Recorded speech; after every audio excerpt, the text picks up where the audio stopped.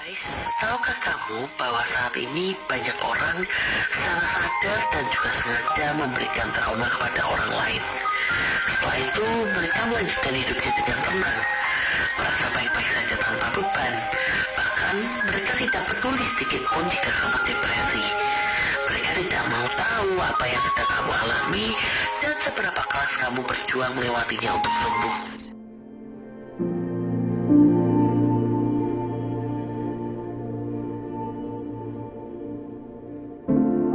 Saya itu tadinya tidak kenal dia, cuman saya dengar cerita dari beberapa pengerja di gereja bahwa ada seorang anak yang dulu adalah guru sekolah minggu dan ternyata juga dia salah satu penari juga di gereja ini. Nah, tapi waktu itu masih jauh yang lampau gitu ya. Jadi saya tidak begitu memperhatikan.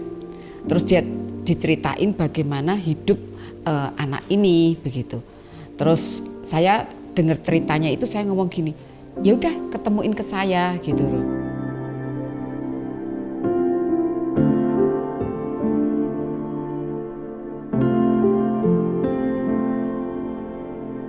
Karena latar belakangnya memang cukup menyedihkan gitu. Salah satunya adalah papanya itu punya usaha yang bagus ya, jual beli mobil. Terus duitnya dimasukkan ke salah satu koperasi gitu. Nah, ternyata koperasi ini duitnya dibawa oleh pemiliknya sehingga yang ditabung di situ hilang semua dalam sekejap. Nah, itu permulaan di mana itu hancurnya usaha dari papahnya. Dan papahnya sejak itu tidak bekerja. Tidak bekerja mungkin karena bisa down, bisa karena kecewa, bisa karena memang tidak punya apa-apa lagi. Bahkan rumah aja tidak punya dan mobil juga tidak punya gitu loh.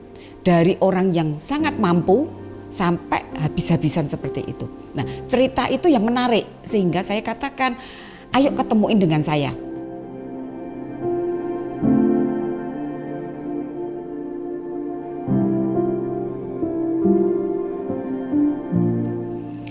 Setelah ketemu dengan dia ceritakan lebih banyak lagi. Dan pada waktu dia cerita begitu saya ngelihat ada banyak hal itu yang melukai hidupnya dia. Sehingga dia banyak terluka di situ, dia ketemu dengan teman-teman gereja yang baru karena dia sudah keluar dari gereja tempat di JKIJ kerajaan, dia bergereja di tempat yang lain juga kebentur dengan banyak teman-teman yang lain dan itu melukai dia sekali.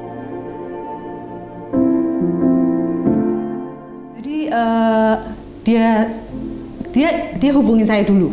Dia hubungin saya lewat WA, dia mau ketemu. Terus saya bilang, oh oke, ini perempuan ya atau laki? Bilang, oh saya perempuan. Dan gitu kan. Saya tanyain kenapa? Dia bilang lagi banyak masalah dan cobaan Kak. Bilang gitu. Oke, silahkan, ayo datang. Akhirnya dia datang ke sini dan dia cerita.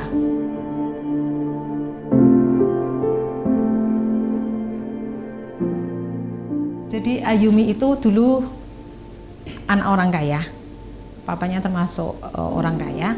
Ketika papanya ditipu, mobilnya hilang. Nah saat itu dia merasa seakan-akan kok orang-orang kok berubah. Ketika dia nggak punya mobil, dia nggak punya teman.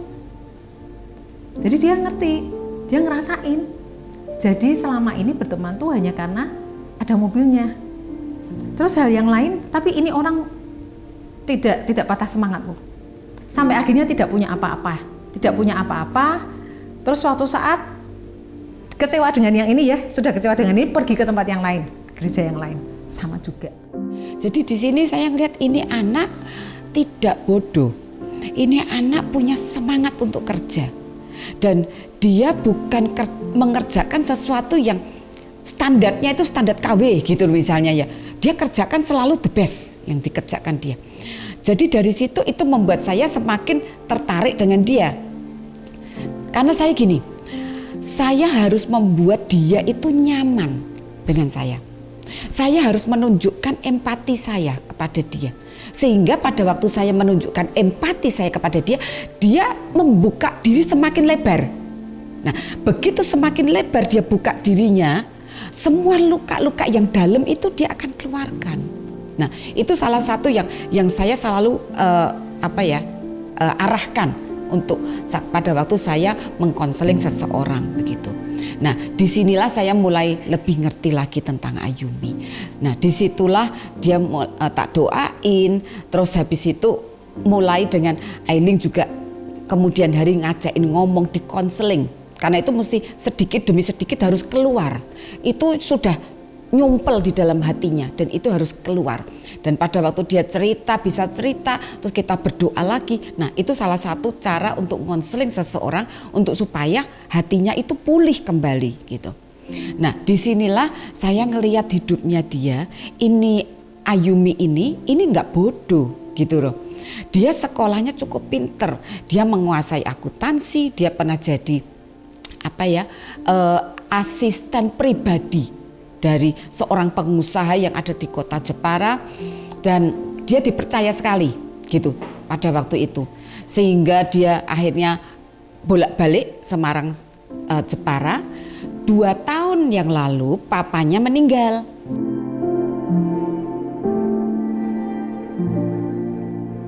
Jadi bulan Mei, bulan Agustus ketemu sama saya, akhir Agustus. Juni, Juli ada 2 bulan itu dia mungkin sangat bingung sekali sebelum bertemu dengan kita ya. Jadi dia itu datang dalam keadaan hamil. Dan dia mengatakan bapaknya nggak mau bertanggung jawab. Ayumi ini dia ngomong soal masalah pribadi. Dia cerita kalau saya tuh hamil, Cik, dia bilang gitu. Saya waktu itu tanya juga, kamu hamil dengan siapa? Dia ngomong dengan pacar saya. Lah terus pacarmu bagaimana? Dia ngomong pacarku tidak mau tanggung jawab, gitu loh. Jadi terus bahkan ada keributan sedikit antara dia dengan pacarnya itu. Dan di situ saya ngomong, kamu tidak usah takut, ya. Nanti aku juga akan bantu kamu kalau sampai nanti ada sesuatu yang menghantam kamu lagi, gitu loh. Jadi kamu tidak usah khawatir. Jadi saya tahu akhirnya ceritanya dia bahwa dia hamil tapi pacarnya tidak mau bertanggung jawab. Nah, itu yang dia ceritakan ke aku.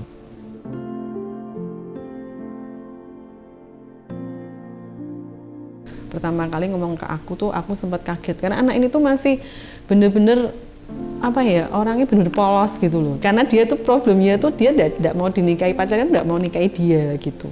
Nah, itu yang saya belajar di situ. Oh, kalau orang itu nyaman dengan kita, maka dia akan terbuka lebih dalam lagi. Termasuk aibnya dia bisa ceritakan. Nah, disitulah saya, oh ini dia dalam kondisi seperti ini. Itu semakin saya memberikan perhatian lebih kepada dia. Hanya dia itu gini, dia tuh takut nanti kalau anaknya lahir, mau diadopsi atau mau dia rawat sendiri. Kalau dia rawat sendiri, dia kan nggak punya suami kan, nggak punya bapak. Nanti apakah anaknya mau nerima atau enggak gitu. Terus sempet dia mau gugurin gitu ya. Dia pada waktu itu cerita, dia suka menari Ayumi ini. Dan dia terus menari Sumba. Dia suka Sumba. Dia terus latihan Sumba supaya apa? Siapa tahu ini janinnya keluar. Istilahnya jadi kalau dia bisa goyang gitu supaya anaknya bisa keluar gitu. Dan itu yang diharapkan dia. Awalnya kan pengen menghilangkan itu toh, buat kalau orang Jawa buat lincak-lincak gitu kan, biar keguguran gitu. Terus maminya juga pernah bilang sama aku, dia sempat pernah mau minum obat gitu. Aku gini, Mi, kalau itu bayi mau digugurin atau mau dikasihkan ke orang gitu ya, kita nggak tahu kita besok mau punya anak lagi atau enggak, aku bilang gitu. Sedangkan anak itu kan ibaratnya kalau untuk seorang ibu itu kan harta yang paling berharga gitu.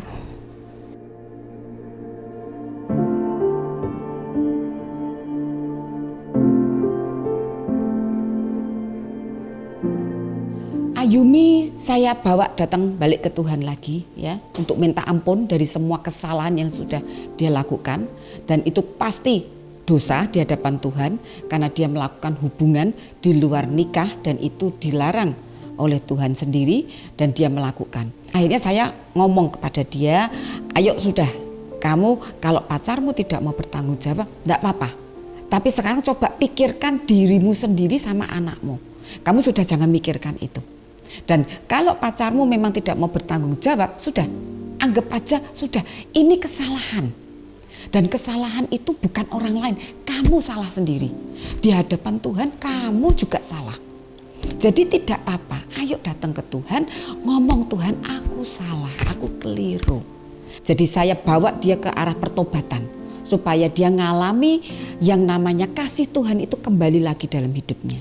Karena kalau dia tidak bertobat, maka kasih Tuhan tidak akan mengalir. Kasih Tuhan mau mengalir tapi kehambat oleh dosa. Begitu dosa sudah disingkirkan, maka kasih Tuhan mengalir. Dan dia merasakan sesuatu kasih itu, dia diterima kembali, dia punya teman-teman. Dan dia ngerti selama ini dia punya teman-teman yang membuli dia, tidak bisa tulus dengan dia. Tapi hari itu dia tahu bahwa dia punya teman-teman yang betul-betul mengasihi dia dengan tulus, tidak punya motif apapun kecuali membawa dia kembali kepada Tuhan. Nah, saya akhirnya memberi perhatian sampai pada waktu menjelang dia melahirkan, dia harus cek dulu ke rumah sakit. Saya minta tolong staf gereja 1 dan juga sopir di gereja untuk ngantar, karena mereka tidak ada mobil untuk ngantar ke rumah sakit. Setelah itu sampai di rumah sakit tak suruh nungguin waktu mereka cek terakhir ke dokter ya. Waktu itu mamanya selalu ikut. Kalau pergi mamanya selalu ikut. Mamanya itu kondisi jantungnya sudah tidak bagus. Klep jantungnya itu hanya berfungsi tinggal 18%. Sampai terakhir ke rumah sakit pun mamanya ikut. Nah itu diperiksa oleh dokter dan akhirnya dokter ngomong sudah besok masuk lagi tapi sesar ya, karena tensinya tinggi, dia ada tensi tinggi. Nah setelah itu saya ngerti dan saya ngomong besoknya saya kirim lagi sopir gereja dan ada orang yang nemeni dia untuk dia mulai masuk di kamar bersalin, karena itu mesti ada cek macam-macam juga ya, dan itu cukup lama. Waktu itu kemarin pas COVID lagi merebak, yang pandemi yang ketiga itu. Dia sebenarnya kan pengennya lahir normal. Ternyata dia nggak bisa dan dia harus lahir sesar. Lalu dia kan pakai BPJS, saat lahiran harus ada yang nemenin. Sedangkan maminya nggak mungkin nemenin. Dan maminya kan juga sakit-sakitan ya, kalau jalan jauh sedikit aja udah ngos-ngosan. Terus dari awal masuk hari pertama antigen tanggal 7 ya, berarti 7 Februari sorenya masuk kamar, udah mulai masuk kamar. Terus maminya pulang, aku sama Ayumi di kamar. Selasa pagi 8 Februari lahiran, operasi sesar.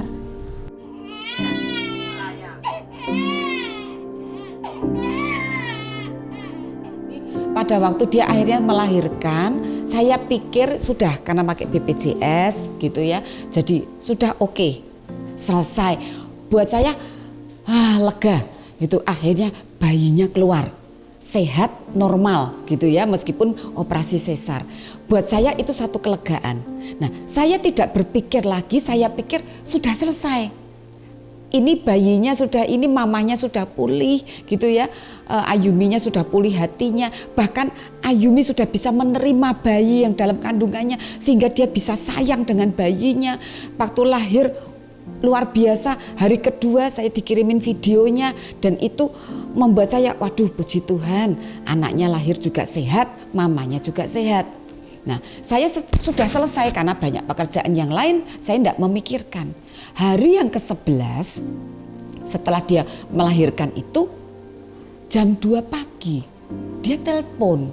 Saya cukup kaget, kenapa dari Dia rupanya telepon ke banyak orang. Sudah anaknya sudah lahir, sudah pulang gitu, terus mungkin saya lupa kok, terus dia pagi-pagi berusaha telepon saya toh, terus dia telepon Bu Tina.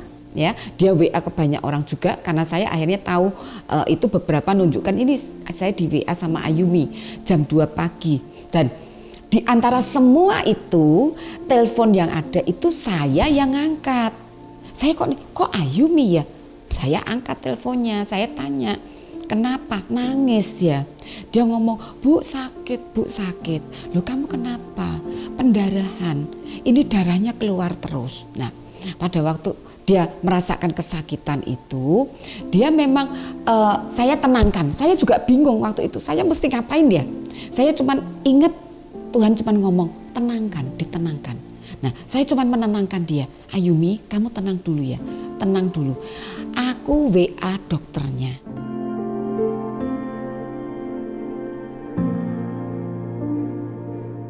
Dia sudah ditangani oleh dokter karena dokternya jam 3 saya WA, jam 5 dokternya ngerespon.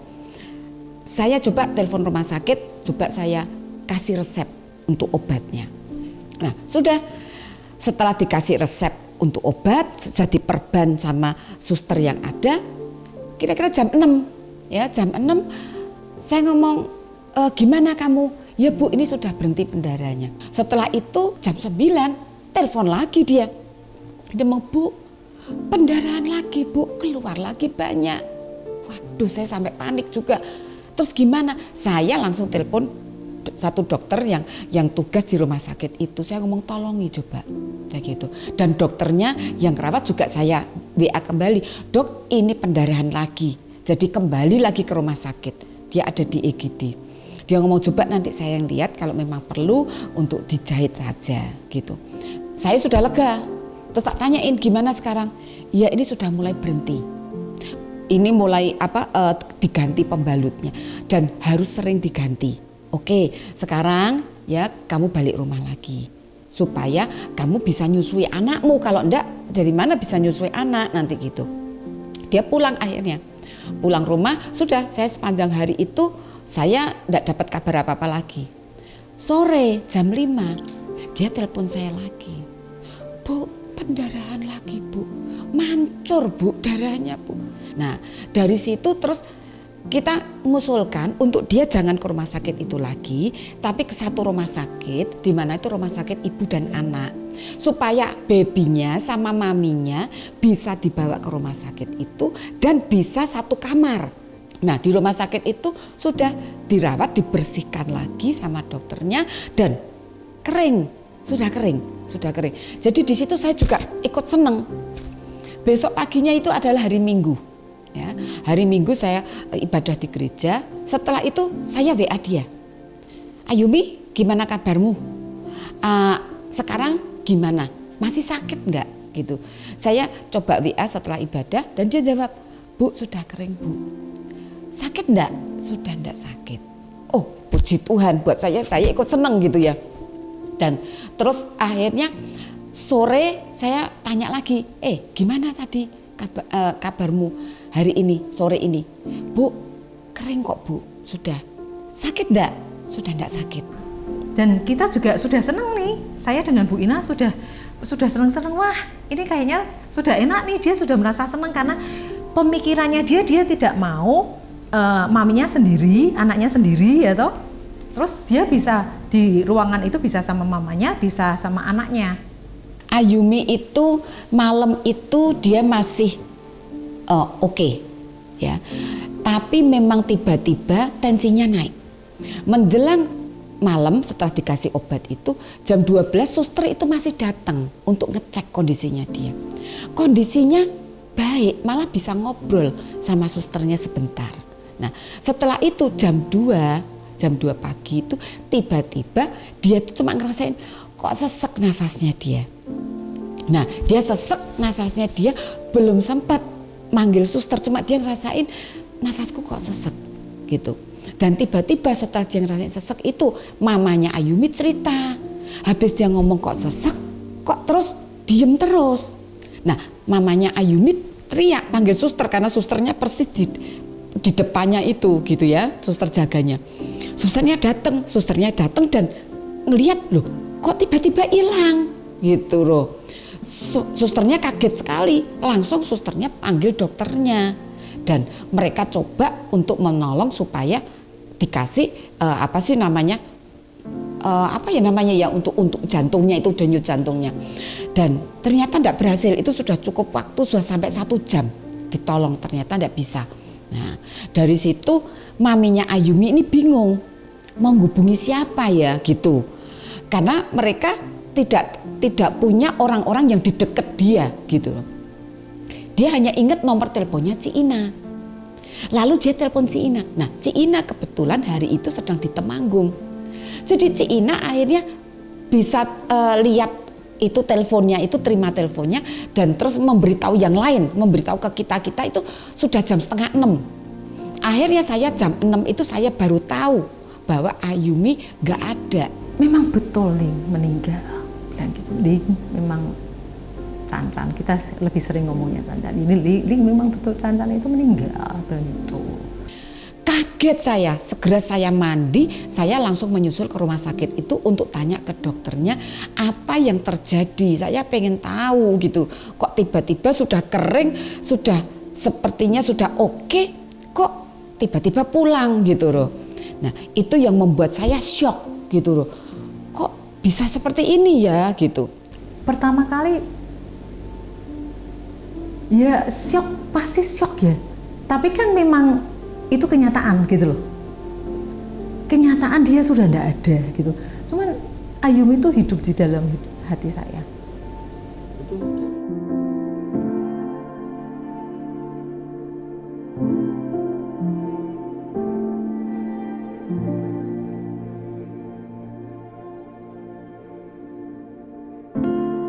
Jadi pada waktu itu saya memutuskan saya satu-satu. Saya memberesi Ayuminya dulu sampai abu jenazahnya dilarung, baru saya ngomong sama mamanya supaya tidak sepertinya tumpang tindih. Setelah larung saya ajak pergi makan ya, saya ajakin ngomong mamanya. Jadi yang paling berhak atas anak itu adalah mamanya. Terus saya tanya, "Tante, kalau tante itu mau melihat anak ini bertumbuh ya, atau tante tidak mau melihat?" Terus tak tunjukin fotonya, ini loh bayinya seperti ini fotonya gitu. Terus dia gini, "Bayinya kok persis ya sama Ayumi ya, aku masih kepingin lihat." Nah itu jawaban yang saya pegang. Dan terus saya katakan, kalau tante masih mau melihat bayi ini bertumbuh, nanti saya ikut bantu.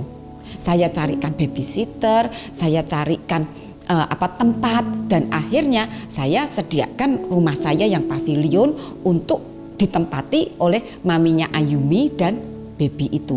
Akhirnya berjalannya waktu, anak ini sama ibu ini di cover sedemikian rupa di rumah sakit, dirawat, terus sama semua perlengkapannya dipenuhi kebutuhannya gitu. Ternyata luar biasa, maksudnya memang benar-benar di tangan yang tepat gitu. Dan aku juga bersyukur sama Tuhan tuh, Pastor Tina tuh luar biasa ya dalam pelayanannya. Sampai di titik akhir Ayumi mau berangkat ke Kedomundu itu memberikan semua tuh yang terbaik gitu. Selamat jalan Ayumi, Tuhan sudah membimbing engkau sudah jadi berkat buat orang banyak. Dan saya percaya bahwa anak yang engkau lahirkan jatuh di tangan yang tepat. Dan dia yang akan melanjutkan rohani dan jadi berkat buat orang banyak. Seorang baby yang dilahirkan itu tidak secara kebetulan. Pasti ada tujuan Tuhan, termasuk baby Ruth Felicia ini. Jadi dia tidak pernah minta untuk dia dilahirkan di Mami Ayumi. Tapi tiba-tiba situasinya bisa seperti ini ya, dia juga tidak mengharapkan. Jadi saya ngerti setiap anak yang dilahirkan itu pasti mempunyai tujuan Tuhan. Saya tidak tahu apa itu yang akan terjadi, tapi tugas saya adalah mendidik anak ini di dalam takut akan menyenangkan Tuhan? Saya melihat bagaimana Tuhan mau anak ini. Tuhan menginginkan dia. Dan ketika Tuhan menginginkan dia, jadi ini anaknya Tuhan, anak Bapak di surga. Sehingga saya percaya kalau Ruth Felis berjalan bersama Bapak di surga, anak ini menjadi sebuah pesan nyata yang katanya mamanya itu badai itu semakin besar dalam kehidupan. Tapi bagaimanapun besarnya badai ketika ada tangan Bapak di surga yang bersama dengan kita akan bisa melewati semuanya. Di sini saya belajar sekali bagaimana kalau kita itu mempunyai kasih, karena kasih Yesus ada dalam hidup kita, maka pada waktu kita tidak mempunyai kemampuan untuk menolong orang lain, tiba-tiba kemampuan karena adanya kasih itu membuat kita bisa mampu dan kita bisa menolong akan orang yang lain sehingga kita bisa menjadi berkat buat yang lain. Dengan peristiwa Ayumi ini kita belajar ada 3 hal. Yang pertama adalah gereja belajar untuk membuka diri kepada orang berdosa atau orang yang melakukan kesalahan.